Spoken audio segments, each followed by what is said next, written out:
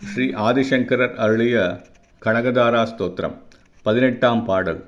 சரசிஜ நிலையே சரோஜ ஹஸ்தே தவளதமாம்சுக கந்தமால்ய சோபே பகவதி ஹரி வல்லவே மனோக்ஞே திரிபுவன பூதிகரி பிரசீத மஹ்யம்.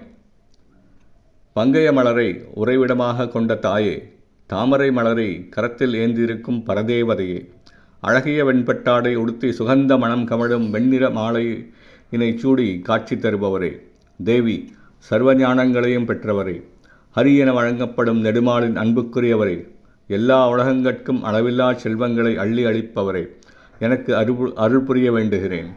வெண்மை தூய்மையின் சின்னம். அதனால் தூய்மையின் இருப்பிடமான தேவியை வெண்பட்டாடை உடுத்தியவராக சித்தரிக்கிறார். அணிக்கு அணி செய்தாற்போல் மனம் கமழும் மல்லிகை மலர் மாலை அணிந்திருக்கின்றார். தூய்மையும் சுகந்த மனமும் வளத்தின் அடையாளங்கள் அல்லவா?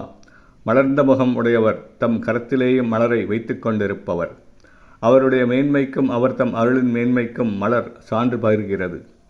உலகின் தோற்றம், வளர்ச்சி, நிலைநிறுத்தல், அறிவு, அறியாமை, நீக்கல் ஆகிய தத்துவங்களை உணர்ந்தவர்.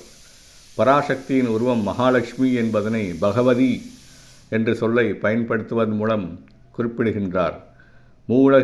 மூவுலகிற்கும் ஐஸ்வர்யங்களையும் செல்வங்களையும் சுகபோகங்களையும் அள்ளித்தரும் தேவிக்கு நமக்கு கொடுப்பதால் ஒன்றும் குறைந்து விடாது.